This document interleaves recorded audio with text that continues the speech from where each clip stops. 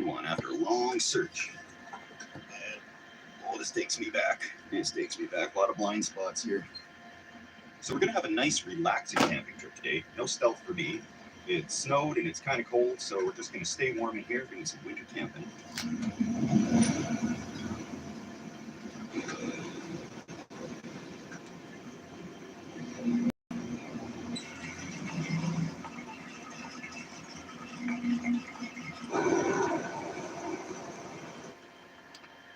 Here it is, my Sanford & Son style motorhome in all its brown and orange glory.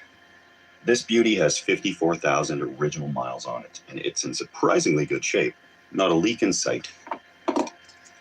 It's getting harder and harder to find places that sell leaded gas, so there's this lead substitute that I can add in, because this engine was designed for this stuff.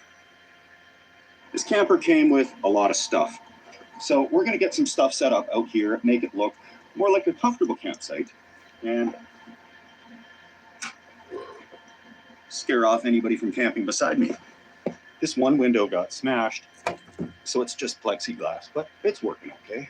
The driver's side door doesn't work, so you have to go in through this one, or you can unlock this and just use this. The charge controller doesn't work to charge the house battery for the lights, so if I want any lights, I have to hook up another battery with jumper cables. Beautiful. Got light already.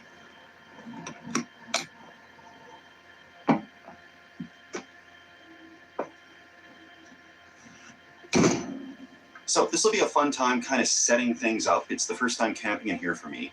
And this thing is spot on, identical to the one I had. Same year, same wallpaper, same linoleum. One didn't have an ashtray, but this is just kind of in here. It's not attached. But yeah, this is a pretty good little rig in fantastic shape, and I'll show you more about that.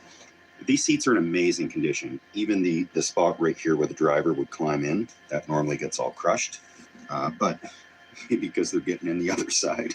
Now the windshield washers come out in rhythmic squirts. It's not constant like the modern impeller pumps, so that's a little bit to get used to. And one of the wipers is wonked over backwards. So it'll take some work. But it's not bad. There's no leaks. This cupboard up here by the top bunk has this beautiful amber plastic thing. Looks like where people would keep their liquor and paraphernalia.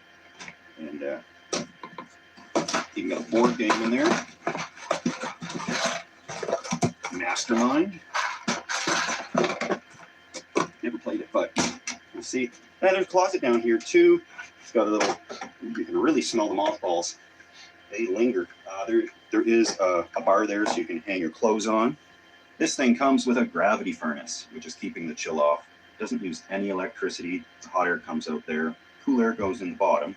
It's horribly inefficient. But I'm glad it's not using electricity because we're using that rickety jumper cable setup outside. I need to give stealth camping a little break in this area because even though I've turned down every interview request trying to stay stealthy,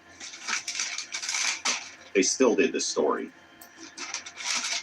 So, I'm gonna have to hit the road here in a little bit if I want to pull those stunts again. But for right now, just having a nice relaxing evening. And we're gonna have some fun. Got a great meal plan tonight, and it is sure cozy in here. I picked a campsite close to the washrooms, right there. Not flush toilets, but that's okay. In the off season, this campsite's $13 a night. You heard me right. $13 a night. And not a soul in sight. This is only a 20-foot long motorhome. That includes the extension on the back, but it still has a 3-burner stove with oven, refrigerator, of course, and it has a full bathroom with shower. And that always turns into storage, of course. And the top turns into storage as well because it's just little old me here. But this could sleep a family of 4 quite comfortably. Actually, not very comfortably, but it's only 20 feet long. It fits in a normal parking stall. I can take this through drive-thrus.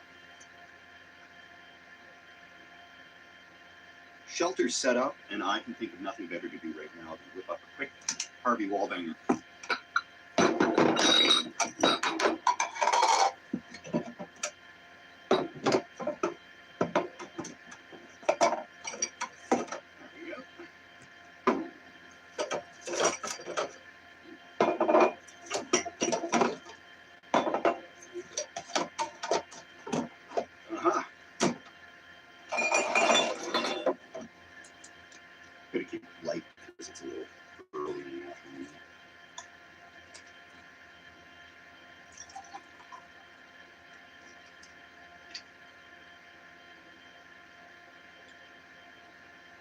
Wish I had some ice. Cheers.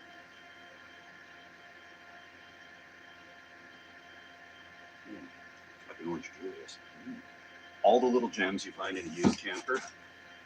Little fly swatter.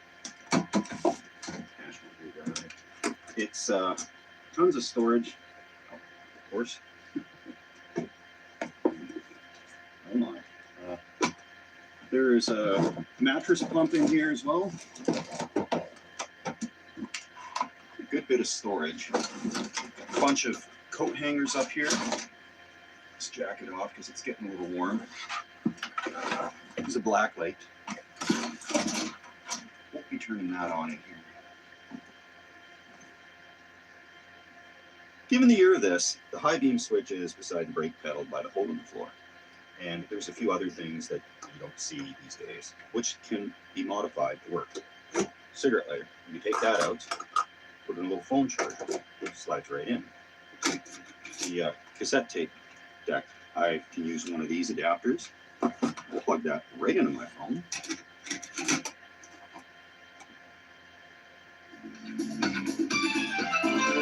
We got music.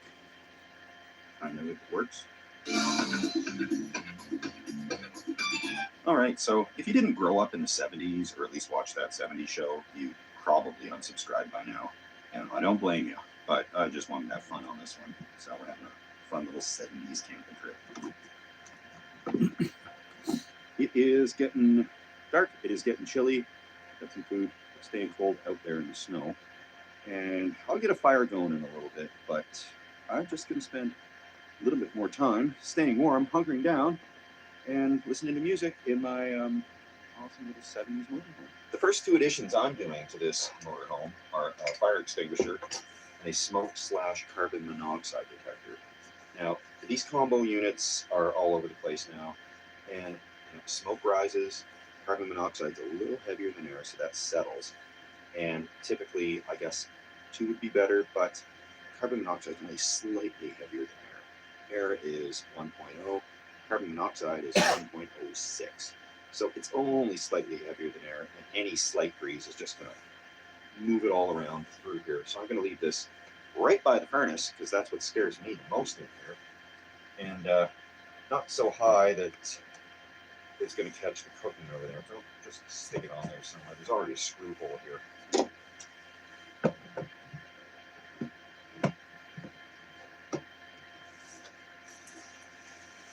Getting toasty in here. Just gonna get the fondue started here because it's just an appetizer. I'm not doing a whole big production with it. The main meal is going to be a little tuna helper here, and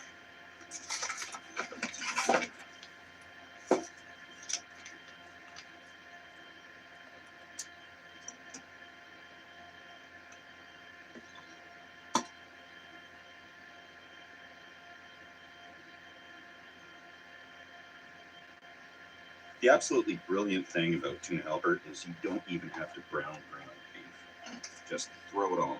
Just exactly what I like.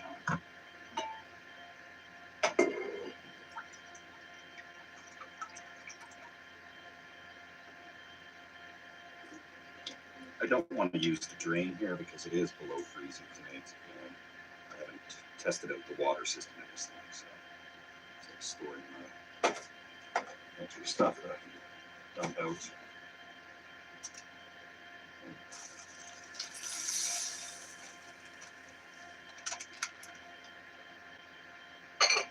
Of course, the recipe says to boil the water first before you dump it in. I'm sweating like I'm at a disco here. So I'm going to throw it in at the 425 that it claims to want. And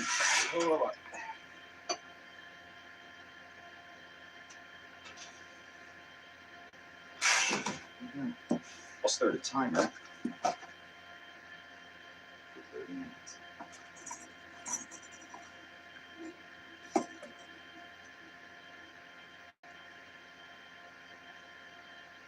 Granny Smith apples, some potato, and cherry tomatoes.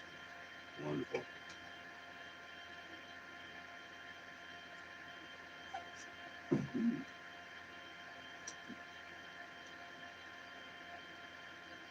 Why did this ever go out of style? Amazing. Wow, that fondue was good. So 20 minutes left on the hamburger helper, and I'm going to start a fire. Just use some of the fondue fuel because that should work pretty good.